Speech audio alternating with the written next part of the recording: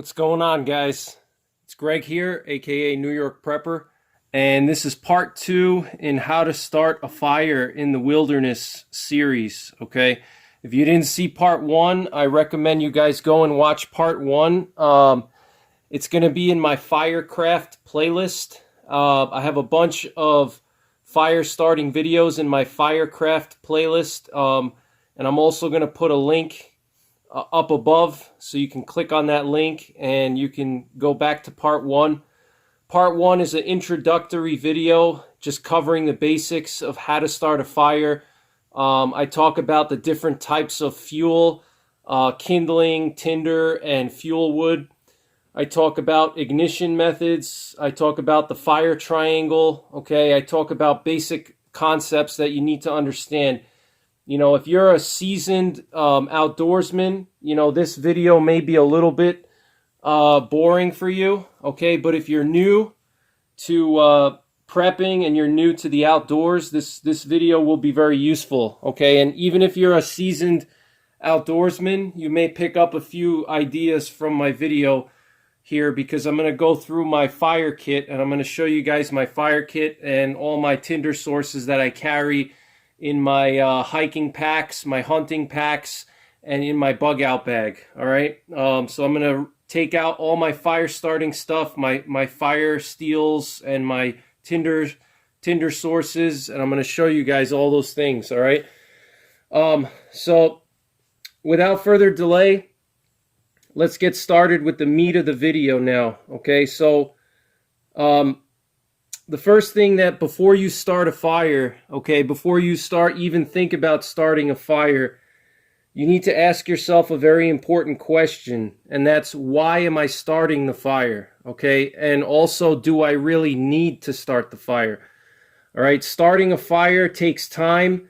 You have to use calories to start a fire. Okay, it takes a lot of energy, takes a lot of time. You know, starting a fire is not something that you just snap your fingers and, you know, it just magically happens. Even if you have a gallon of gasoline, you know, you still have to throw wood on the fire. You have to gather wood. You know, you need some kind of fuel to burn to keep the fire going. So, you know, starting a fire in the wilderness, or any kind of survival situation or bug out situation, SHTF, whatever, you're going to use a lot of calories, and it's going to take a lot of time, you know, just to get a fire going and to build it up to a point where you don't really have to watch it. It's going to take a half an hour to an hour, you know, and then from there you got to continuously feed the fire. You need to gather wood. So it's a big endeavor. Okay, starting a fire, you shouldn't just do it unless you absolutely have to. All right, because it's going to take time, and it's going to take calories. And in addition to that, if we're talking about, you know, SHTF, where you're potentially in an escape and evasion situation, or there could be hostile people around you, okay, building a fire is going to reduce your stealthiness, and you're going to give away your location to anybody within the area, okay, or anybody that's passing by close to where your fire is, because of first of all, the flame, you know, especially at night when you have a fire, you know, the flame or the reflection of the flame against other objects near the fire, like trees, rocks, walls, you can see that from a long distance away. All right, in addition to that, the smell of the smoke will obviously give away your position. And I'm going to talk more about starting a fire and how to do stealthy fires, and I'm going to do that in the next video, or possibly in the last video. I'm going to have a separate video on things to keep in mind if you're trying to start a fire after SHTF. All right, and I'm going to talk about, you know, things to look out for to keep your fire stealthy. But in these videos, I'm just going to go over the basics of getting the fire going and stuff like that. All right, so, you know, you have to ask yourself, you know, do I really need to start this fire? You know, if you're cold and, you know, you're getting hypothermic and you have no other option, then yes, you know, starting a fire is a smart idea, okay? If you're starting to get frostbite, starting a fire is not a bad idea. All right. But, if you're not cold and, you have good clothing, your clothing is adequate, you may not necessarily need to start a fire, okay? Unless you have to cook some food or boil water for purification purposes. But if you have water on hand, or you have a water purification system, whether it's chemicals or a filter, then you're not going to need to boil water. And then, if you have some power bars or protein bars, then you don't have to worry about cooking any wild game or anything like that, okay? So you have to ask yourself, do I really need to start the fire? Because it's going to cost you time, it's going to cost you calories, and it's going to give up your position, potentially, okay? And then, you have to ask yourself, why, if I do have to start the fire, what's the purpose of it? Am I cooking with it? Am I trying to keep predators away? Am I using it to warm myself up? Am I trying to use it for signaling? Okay, and depending on what you're using the fire for, you're going to have to build the fire according to what you're using the fire for. For example, if you're trying to signal, then you're going to try to find some green vegetation that you could throw on the fire to create a lot of smoke. So if, rescuers are flying over, they'll see the smoke. So you have to also think about that, but you may not necessarily have to start the fire. That's the thing. Okay. If you have adequate clothing is the number one most important thing that you can do to improve your survival. If you're bugging out, or if you're a hunter and you're an outdoorsman, you're a hiker, having adequate clothes is critical, okay? It could mean the difference between life and death, okay? And that's why you don't want to go cheap on clothing. Clothing, you should invest a lot of money into good quality clothing and buy the right clothing, okay?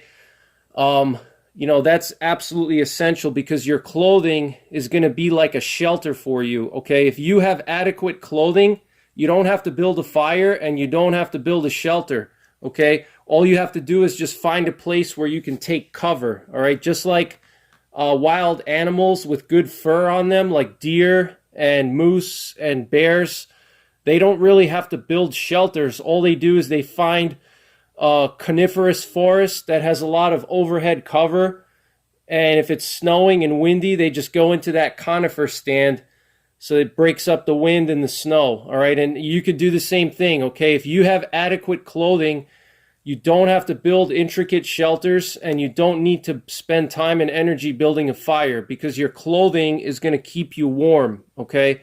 Now, if you have to boil water because you don't have any water treatment tablets, or you don't have a filter with you, like chlorine dioxide or iodine, or a Sawyer Mini or something along those lines, a Catadine. If you don't have any of those things, you're going to have to start a fire to boil water to keep yourself hydrated, or, to cook any kind of wild meats that you acquire while you're in the wilderness. All right. But again, if you bring power bars and protein bars, you probably won't have to do that either, unless you're out there for a long time. All right, so keep that in mind, guys. A little bit of preparation before you go out somewhere can really save you, and you should never rely on a fire to save you, because a fire is never a guarantee, okay? Even the most experienced woodsman, with years and years of experience in the woods, even a lot of these survival experts, so-called survival experts, the TV show guys. How many times did you see on the TV shows, you had these guys come on there that, would literally live in the wilderness for their whole life, and they couldn't get a fire going sometimes, okay? So you should never rely on a fire to save you. You should always have adequate clothing, adequate calories in your day pack, and adequate water treatment in your pack, so you don't have to boil water and so you don't have to cook, okay? All right, so now that being said, you always have to remember the cost-benefit analysis, all right? So starting a fire, like I mentioned, time, calories, and giving up your position. There's always a cost-benefit analysis to everything in life, whether it's survival, bugging out, or SHTF, or even your daily life, balancing your checkbook. Okay, there's a cost-benefit analysis to everything. So you have to do a cost-benefit analysis to determine if the benefits are worth the cost, okay, which is going to be time, calories, and giving up your position, all right? All right, so with that, getting that out of the way, I'm going to really get deep into my fire kit here and show you guys my fire starters and my Tinder sources. And in this video, we're going to focus on man-made fire starters and man-made Tinder, okay? Because if you're going out into the wilderness or you're building a bug-out bag, you should always have man-made fire starters and man-made Tinder, okay? And the reason why is I don't care how skilled you are and how experienced you are, it's always easier to have fire starters and Tinder on hand in your backpack than have to go out there and gather birch bark and make feather sticks, okay? So, carrying a couple of critical things that are lightweight could really save your life and save a lot of energy and a lot of time, okay? So, all right, so we're going to first start with man-made fire starters, and then we're going to go into man-made Tinder sources, all right? So the first type of fire starters, all right, man-made fire starters, you have to understand that there's two types. You have emergency and non-emergency, okay? So when you're building your fire kit, you should have ignition sources or fire starters that are for emergencies, and then you should have fire starters for non-emergencies. Okay, so what do I mean by that? I mean that if you're shivering and you're really cold and you're starting to get hypothermic, or you have frostbite and you lost feeling in your fingers and you really need to get a fire going quickly, let's say there's a blizzard outside and there's a bad snowstorm, and you really have to get this fire going immediately because you're hypothermic, you're losing faint feeling in your fingers and stuff like that. All right, that's when you're going to want to reach for your emergency fire starters, okay? And if it's not a situation like that where, you really don't have to get the fire started immediately, then you're going to want to reach for your non-emergency fire starters, okay? So I'm going to show you guys what my emergency fire starters are, and then I'm going to show you what my non-emergency fire starters are. So an example of like a non-emergency fire starter or situation that's not an emergency where you wouldn't have to get a fire going that quickly would be like, if the weather is good and it's warm outside, nobody's hypothermic, and there's no immediate predator threats in the area, okay? And it's still light outside, it's in the middle of the day, and you want to get a fire going to boil some water or cook a little squirrel that you shot. Okay, that's not an emergency. You don't need to reach for your emergency fire starters in that situation, okay? But if it's getting dark outside and you start to hear coyotes howling and the temperature is dropping, all right, that could be considered an emergency, all right, because getting that fire going could keep the coyotes away because predators don't like fire, okay? And it could, save your core temperature from dropping, okay? So that could potentially be an emergency, okay? All right, so what I'm going to do is I'm going to break down my fire kit, and I'm going to show you guys my emergency fire starters and then my non-emergency fire starters, and I'm going to go over them. Another thing with your fire starters and with your Tinder, okay, you should have certain fire starters and certain Tinder that you use first, if it's a true emergency, you're going to reach for certain things, okay? But if it's not an emergency, you want to reach for other things that are more long lasting, okay, and you're not going to consume it as quickly. So for example, a ferro rod, okay, a ferro rod to me is one of the longest lasting fire starters that you can get, all right, because you can literally start thousands of fires with one fire steel if you know what you're doing. All right, so that would be something that if it's a non-emergency, you know, you're going to want to reach for your ferro rod first before you go to your Bic lighter or before you go to your stormproof matches, okay? Because stormproof matches and Bic lighters, you only have a few stormproof matches. You don't have, you know, hundreds of stormproof matches with you, you know? Same thing with a Bic lighter, all right? It's going to wear out quicker and you're going to use it up quicker. So you always want to reach for the things that will last you longer before you go to the more quickly consumed fire starters, okay? Same thing with your Tinder sources, okay?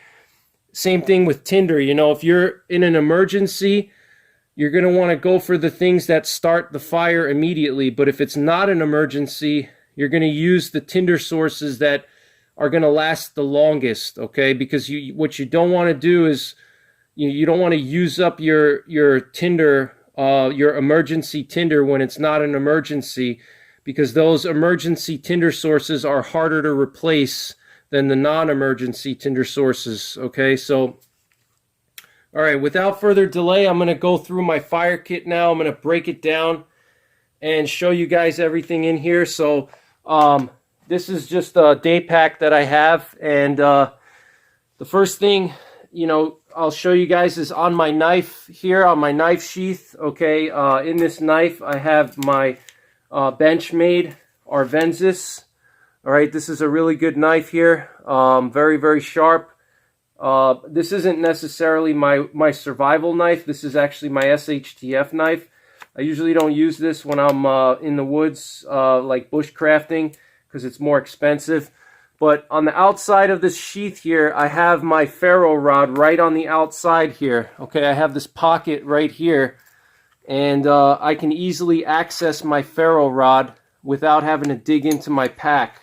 All right, so I recommend that you guys do the same thing. All right, keep a ferro rod either on your knife sheath or somewhere on your person. All right, the reason why is that if you get separated from your pack, okay, and you have all of your fire starting gear in your pack and you get separated from it, let's say for whatever reason you fall down a cliff or something happens, you know, you cross a body of water or a grizzly bear is chasing you and you have to dump your pack, all right, you don't want to have all your eggs in one basket. So I always like to have my fire steel on my knife, okay, with my knife on the same sheath as my knife. And I have that on my belt, okay, because I know that this is something that I don't want to lose, okay? I don't want to lose my knife and I don't want to lose my ferro rod. Those are the two most critical things in my survival kit, okay? So I have those on my person just in case I get separated from my pack, all right? So with that being said, if you look at my pack here, you can see that on the outside I have all of my emergency fire starters are on the outside of my pack, okay? All of my emergency fire starters and emergency tinder is on the outside, all right? So here on this little pouch here, okay, this is just a Condor gadget pouch, okay? In this Condor gadget pouch, I have stormproof matches, I have an electric lighter, and I also have some Fresnel lenses in here as well, all right? And I also have a Bic lighter, okay? So I'll show you guys. So right on the outside here, this outer pocket, I can open this up and I can pull out my stormproof matches, okay? And these stormproof matches are in an Exotac waterproof case here, okay? So all right, so here are my stormproof matches in a waterproof case. All right, and if you're going to keep stormproof matches, just periodically you want to change them. So I have these stormproof matches on the outside pocket here, okay? And then I have a Bic lighter inside, all right, which is also has an Exotac Bic lighter sleeve, and what that does is that protects the lighter so the lighter doesn't get depressed. Okay, so if you have a normal lighter and you keep it in your bag, the lighter button can get depressed and all the gas will get out. Okay, so I have this Exotac fire sleeve, Bic lighter sleeve in here. And then I have Fresnel lenses, which are not really an emergency fire starter. And then I have my electronic lighter in here, okay? And I'll go over that in a second. But so on the outside, I have my stormproof matches, and then I have my Bic lighter on the inside here, okay? So I can easily grab these two fire starters if I need to, if it's a true emergency, you know, and I really have to get the fire going. I can reach for my stormproof matches, which are just, you know, one strike, and those things will burn for like 60 seconds, okay, in any condition. And then I also have my Bic lighter, all right? So I have those right here. I can easily reach them. If I'm starting to get hypothermic, I don't have to go through my pack and spend 10 minutes, you know, searching for it. If you're starting to get cold, you know, you want to get that fire going immediately, okay? Or if it's starting to get dark outside and there's predators in the area, you know, you want to save every minute you have of light to get that fire going, okay? On the other side of my pack, I have this pouch here, okay? And in this pouch, I have some of my emergency tinder, which I'll go into the tinder sources in a minute.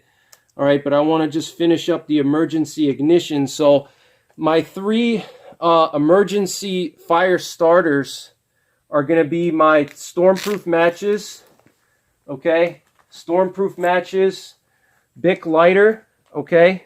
And then I'm going to have my, I have two flares here, okay?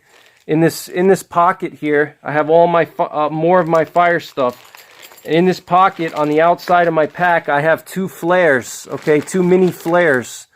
All right, one of these flares I can use for starting a fire, and the other flare I can use for signaling rescue. Okay, so I keep two of them. These are mini flares. They're Orion Fire Pit Pro, and I'll probably do a test on these sometime soon. But they burn for 7 minutes, okay? So if I'm really, you know, getting cold, and I have to get the fire going, I don't have time to mess around with a tinder bundle, I'm just going to grab one of these flares, and I'm going to use this flare. This would be my this would be an extreme emergency, okay? Now, so I'm going to show you guys from with my emergency fire starters. I'm going to start with the things that are what I would use in an extreme emergency first, and then I'm going to go to the lesser emergencies, okay? So extreme emergency, if I'm, you know, really cold or something, I'm going to reach for this flare, okay? But I only have one because remember, I'm going to use the other one for signaling. So I have to remember that I only have one, okay? So that's why you really don't want to use this unless it's absolutely necessary. There's no other option, and I have to use it, okay? Moving on from the flares, if it's still an emergency, but it's not that bad to the point where I have to use a flare, I'm going to go for my Bic lighter, okay? Because Bic lighter, I can get the fire going quickly, and there's a lot of fuel in here too, so this Bic lighter will last a while. I should be able to start like a couple of dozen fires with this if I know what I'm doing. All right, so then I'm going to reach for my Bic lighter, and again, I don't want to use up my Bic lighter if I don't have to, okay? So because the Bic lighter is a very good way to start a fire. It doesn't take up energy, doesn't use up calories, doesn't take much time, and it's pretty, you know, reliable in different conditions. As long as you have it in a sleeve like this, it'll protect the lighter, okay? So I don't want to use this unless it's absolutely necessary also. And then, you know, if it's still an emergency, but I don't want to use up my Bic lighter yet, I can go for my stormproof matches. All right, so I have like 20 or 30 stormproof matches in here. I think I have 20 or 18. I think I counted out 18 matches in here. Okay, so each one of these matches can start one fire. All right, but this would be a lesser emergency. All right, so If it's an emergency, but it's not an extreme emergency, I'll go for my stormproof matches first. If I really need to get it going faster, but I don't need to use a flare, then I'll use my Bic lighter, okay? So that's the emergency fire starters that I have. And then moving on from the, from the emergency fire starters, I'm going to show you guys the non-emergency fire starters, okay? So the non-emergency fire starters, the first thing I'm going to reach for is my ferro rod, all right? This ferro rod, I can get a fire going very quickly with this. If the weather is decent, or if I have some dry tinder, which I can bring the tinder with me, all right, which I'm going to go into in a second here. I can get a fire going with the ferro rod if it's a non-emergency, because a ferro rod takes a little bit longer. So if it's a real emergency and I'm hypothermic or something else, I have to, let's say I have to build a fire quickly to signal rescue. Let's say there's a plane flying over. I'm not going to sit there with my ferro rod and start striking, a tinder bundle. I'm going to go for my flare or my Bic lighter or my stormproof matches, all right? But if I don't have to signal anybody, if I don't have any kind of impending emergency like a hypothermic person in my group, then I'll go for the ferro rod, all right? Because the ferro rod, I can start 1,000 fires with this thing, okay? So I'm going to use this first before I use up the other stuff, because the other stuff doesn't last as long. So the ferro rod, I'm going to go for this first if it's a non-emergency, all right? And this is my primary fire starting tool, all right? Because the ferro rod can last a long time. I can start hundreds of fires, and, the longevity, it just makes sense that this would be the first thing you go for if it's a non-emergency, okay? Now, if I need to get the fire going quickly, all right, but I don't want to use a ferro rod or something happened to my ferro rod, I have an electronic lighter, okay? In this outer pocket here, I have this Tactical Gear electronic lighter, okay? And you have to always keep these things charged, all right, because they will run out of batteries. So you have to periodically plug these in. But the nice thing about this electronic lighter is that it also is a long-term fire starter like the ferro rod. It's not expendable or disposable like the Bic lighter or the flare or the stormproof matches. Those things are disposable because once you run out of fuel in your Bic lighter, they're gone. Once you run out of your stormproof matches, that's it, all right? But the electronic lighter, I can recharge this indefinitely. I can continuously recharge this. If I have like a little battery bank, which I carry in my pack, I carry a small battery bank with a solar panel on it. I can recharge this lighter a couple of dozen times, okay? So this would be a non-emergency. I could use this in an emergency if I had to also.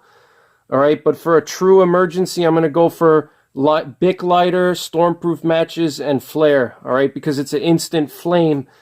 The electronic lighter, it's a little bit, you get a little spark here. All right, but it's not a flame, so it's a little more tricky.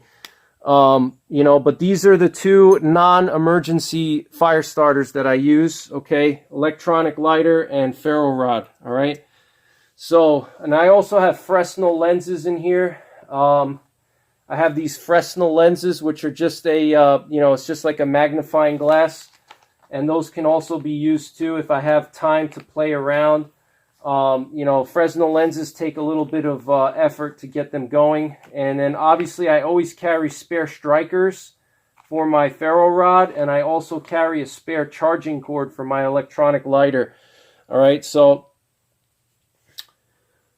All right, guys, so now I showed you guys the fire starters, all right, and I'm going to go into Tinder now, okay? I'm going to show you guys my Tinder sources, all right? So stand by.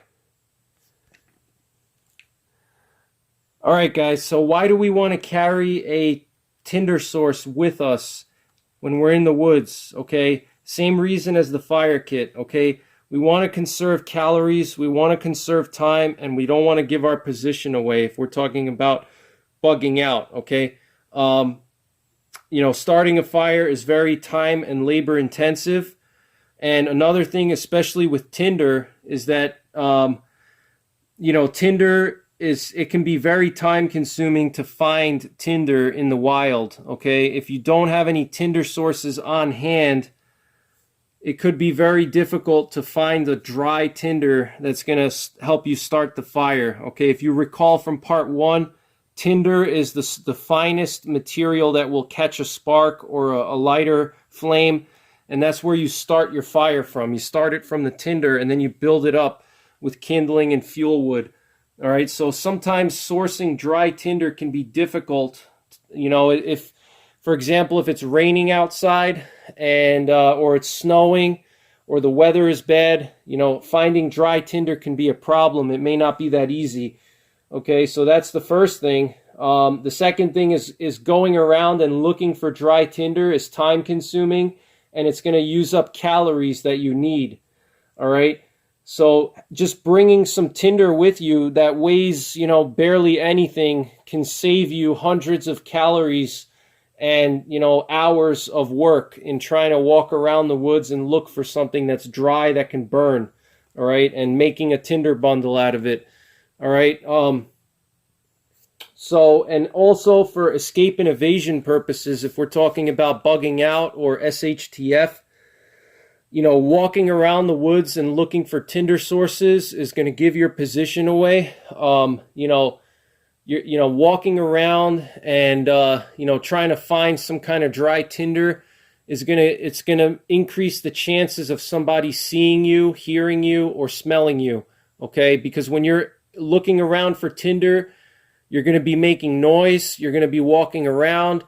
And your situational awareness is going to be gone, all right, because you're going to be focused on the Tinder and you're not going to be paying attention to your surroundings, so that's going to leave you vulnerable. So, you know, that's another reason why you want to carry Tinder with you if we're talking about a bug out bag, all right? And it can also take you a lot of time. If somebody's tracking you or they're pursuing you, if they're following you, you know, getting Tinder could take a lot of time. By the time you find it, process it, prepare it, and then light it, you know, you're talking about it could be up to an hour just to do that, okay? And, you know, if you have a lot of distance to cover, you know, let's say you're bugging out and you have like 60 miles to cover on foot, you know, that 1 to 2 hours of time that it took you to find the Tinder, to process it, walked like 5 miles or more in that time, okay? So you're going to waste precious time if we're talking about bugging out, okay? You know, and also for survival too, time is important. You know, you don't want to waste your time, all right? So now if you're not pressed for time and you're not in an emergency, you know, sourcing local Tinder could actually be a good thing, because you won't have to use the Tinder in your pack, and you can keep that Tinder in your pack for a true emergency when you really need it, okay? But if there's not a true emergency and you feel like you have the time to look for natural Tinder sources, or if there happens to be a lot of natural Tinder sources right where you are and it wouldn't take you a lot of effort to get them, then by all means use those Tinder sources first, okay? But if you have to start going around and hunting around for dry Tinder, it's not worth it, all right? So bottom line is, you know, you want to carry some Tinder with you, okay? Natural Tinder is great, and it's good to know how to find natural Tinder, but, you know, you shouldn't rely on that, okay? Carrying a couple of pieces of Tinder is going to make your life so much easier, okay? And, you know, the first and most important piece of Tinder that you can carry with you, that everybody should have in their survival kit or in their bug out bag, is some fat wood, okay? Fat wood, this is the best Tinder source that you can get, all right? You can light the end of the stick here, and you can burn the whole piece of fat wood, or you can shave it down into shavings, which will take a spark. It's a very useful, you know, fire starter, and I've done videos on it in my Firecraft playlist. All right, if you have a lighter, you can hold a lighter right to the end, and you can light this whole stick. Okay, or if you don't have a lighter and all you have is a ferro rod, you can scrape off shavings from it, and that'll be your tinder. All right, you can also split it into splinters. There's a lot of things you can do with, you know, with fat wood. So you should always have fat wood on hand. All right, in your survival kit. All right, so now I'm going to talk about. I'm going to show you guys all the tinder sources that I have. Okay. And just like with the fire starters, I always keep my tinder on the outside of my pack.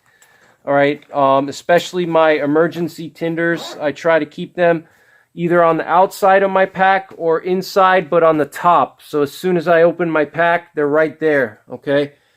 So, all right. So I'm going to show you guys the tinder sources that I have.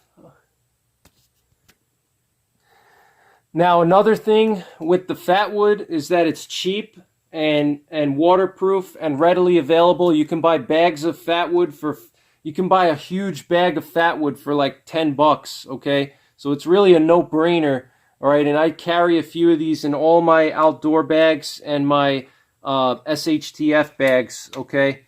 So that's a no-brainer. Now, if you're going to source natural tinder, some of the natural tinder that I recommend is birch bark, dry stick shavings, and cotton husks, cattails, and fine grasses. Okay, those are some of the natural sources that are in my area.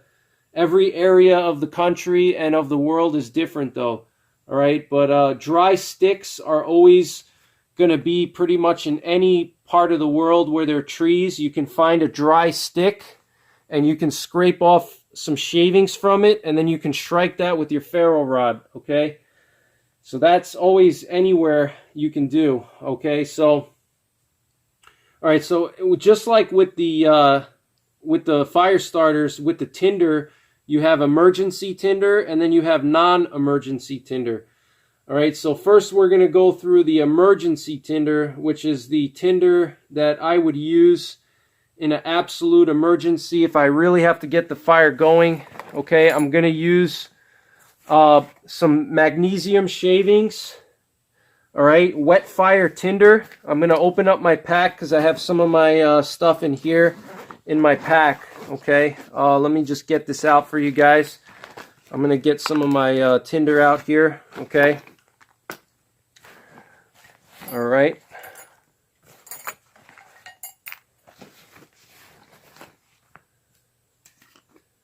All right, guys, so I got my tinder sources out here, all right?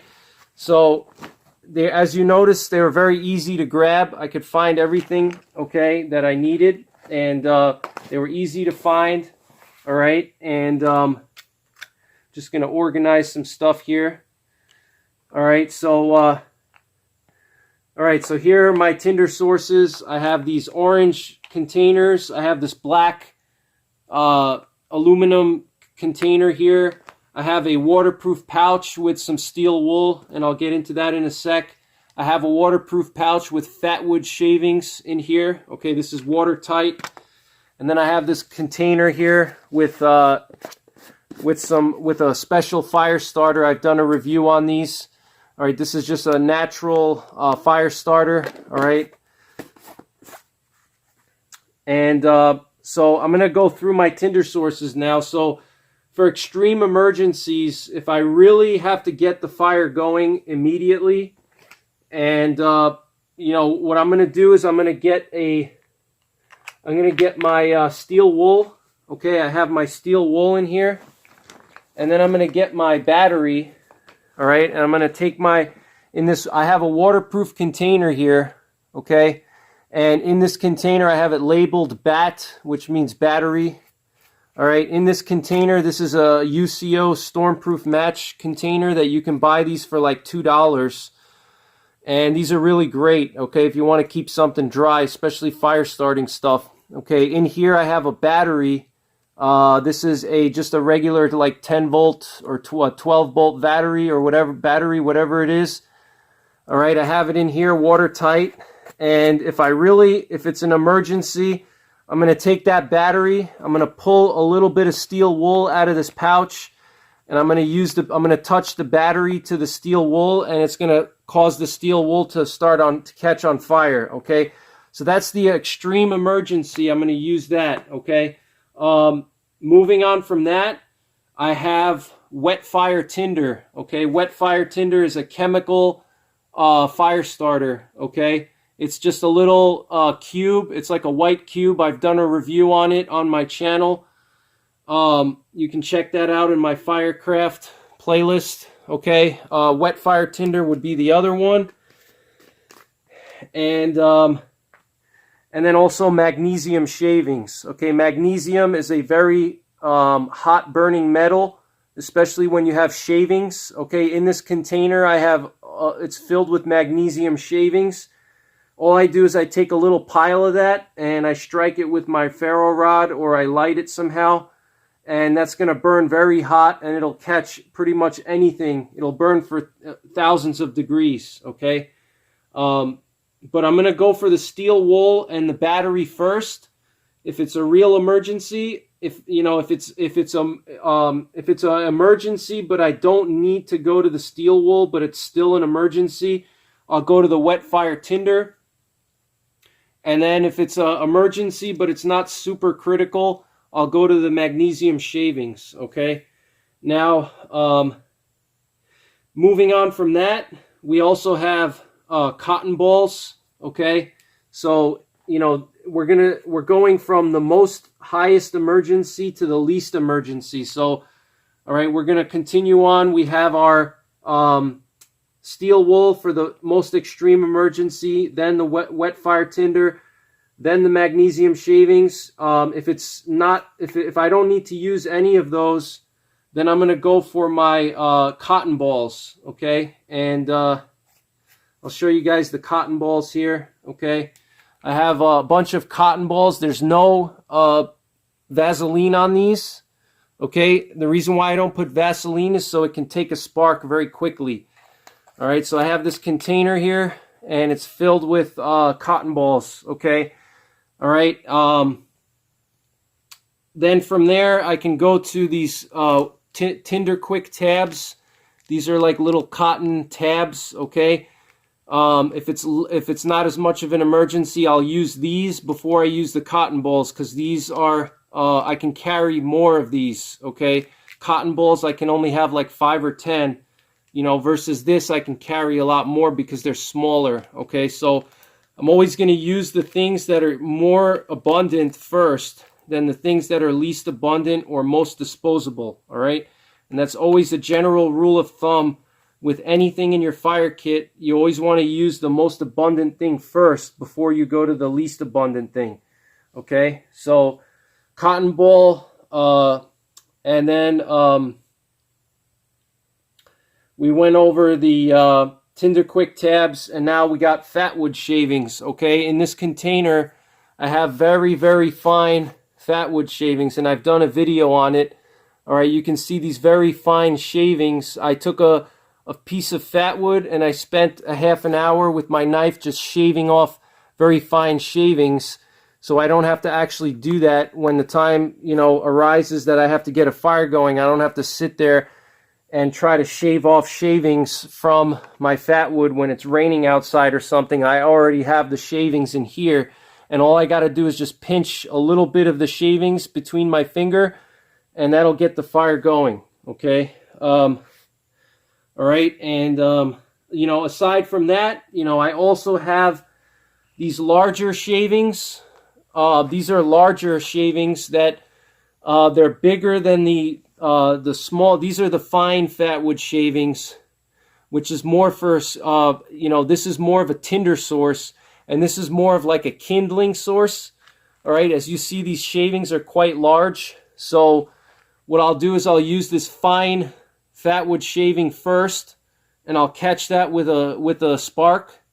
And once that burns, I'll throw some of these larger shavings on top and build it up from there. Okay, so this is not really a tinder source. It's more like a kindling source. And then another thing that I have is I always carry spare lighters. So in here, in this little Ziploc pouch, I have a few mini Bic lighters. I have 4 mini Bic lighters, okay? 4 of them. That's all you need. And then I have this container. In this container, I have a spare Bic lighter. And I have the Bic lighter in this container so it doesn't get depressed and the gas doesn't get released. But in this container, I have a few of these Tinder balls. Okay, these are like some kind of biodegradable, all-natural Tinder ball. And I've done a review on it. You can check my Firecraft playlist. I did a review. These are awesome. You can scrape a little bit off from the side, and you can get like a couple of shavings from this, and you can light the shavings just like fat wood. Or you can burn this whole thing with a lighter or something like that. And this little ball here will burn for like 20 minutes almost, all right? And I did a video test on it. You should check it out, all right? So, you know, I have some of these as well, okay? So, you know, that's just an example of, you know, some tinder sources that you should have with you, all right? Kindling, you don't need to carry kindling with you in your pack, all right? Because if you carry kindling, there's no point. It's going to be heavy and bulky, so you don't need to carry kindling. All right, Tinder is the most important thing. So, you know, that's pretty much it for this video. You know, just remember, guys, you know, you always want to make sure you're starting a fire for a valid reason. You know, you don't just start a fire for the sake of starting a fire, you know, because that's what you think you're supposed to do in a survival situation or a bug out situation.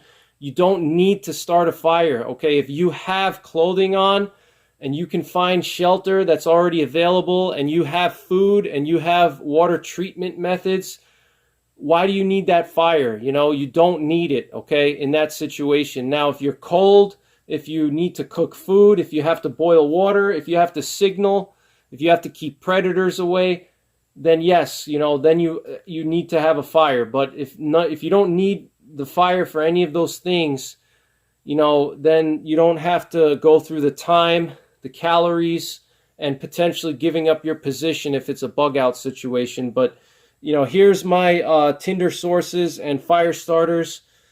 And in the next video, I'm going to actually take you guys with me into the wilderness, and I'm going to actually start a fire using local materials, okay? So you're going to want to stay tuned for that one, and that'll be coming out shortly. So thank you guys so much for watching. Thank you for all your comments and for your support. And as always, take care. God bless. And don't forget the 3 Ps. Prepare, practice, and persevere.